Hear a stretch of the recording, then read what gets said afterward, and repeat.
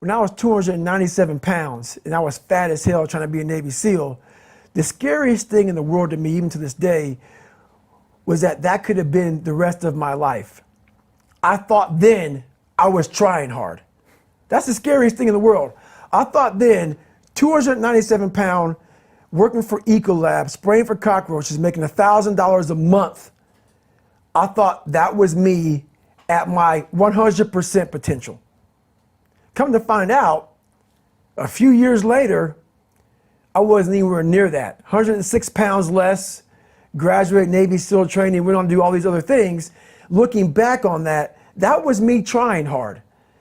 That's why people gotta understand, what is in us, we have no idea until we start trying hard. And I mean really trying hard, where you're obsessed with, hey, this is my new norm. My new norm is that, wow, this isn't always fun. It's not always meant to be fun. And that's when you know you're trying hard. Is that, and so people listening to us that maybe are at 20% or 30%, how do they shatter that myth that they've been telling themselves, you know, about, yeah, I'm going hard, I'm going max, and yet they're not seeing the results? Like, how do they actually shake themselves out of that? Because there's a great quote, I think it's by this guy named Richard Feynman, who says, the first principle is that you must not fool yourself, and you're the easiest person to fool. Mm-hmm. So we construct these crazy Disneyland realities in our brain, right? And then feed it back to ourselves. How do you shatter that? Well, your first thing, you're fighting, we all have two people. We all have two people. And I'm not saying you're crazy. We have the easy voice, which is that 20% telling yourself that I'm easy at 90% of my full potential, maybe 100% at that 20%. That's that voice that we all love. That's that very comfortable voice, that's that mommy holding you saying, it's gonna be okay. Doesn't care how good you are, just loves you. Just loves you no matter how messed up you are in life. That's where you wanna be at. So that's that one voice. This other voice that we walk very far away from is a voice saying, hey man, you ain't doing shit. So we try to get this voice out of our head completely. And we live over here in this land. So what you have to do first is turn up this voice over here. The voice saying things to you that aren't nice. That it's in our head saying, you know what, man, dude, you're not doing shit. You're not and it's not putting yourself down.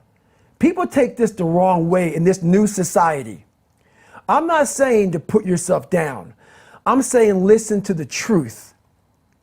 And the truth isn't in the 20%.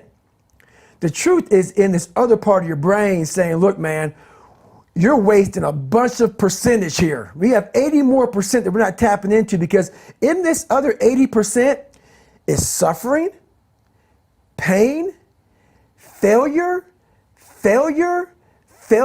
self-doubt, darkness, and then a whole bunch of light. But to get to this light, you got to go through all of this shit. So a lot of us know that. We know. We do know deep down. Yeah, I can get over here, but over here, man, this is much better, because I got to go through this journey that is not fun. This from 20 to 100%, this shit in between is not fun. So we decide to live over here. So everybody goes, how do you do that? You know exactly how to do that. You know exactly, it's not a magic trick. There's nothing I talk about in that book that's a magic trick. It's all back down to a very primitive mindset of we just have to do. It's like breathing. Breathing becomes normal. Like we don't even know that we're doing it. That's how you have to live your life. When that alarm clock goes off at 4 or 5 in the morning, your mind says no. You just say, it's just what we do. It's what we do now. Because to get to where you want to go, the amount of pain involved, I'm not saying physical, I'm not saying you got to break yourself off. The amount of mental pain of how many times you're going to have to do something that you don't want to do to get to where you want to go is going to be, there's going to be more times you do something that you don't want to do than you are going to want to do it. And that's your new norm. That's your new norm. So then it's like breathing.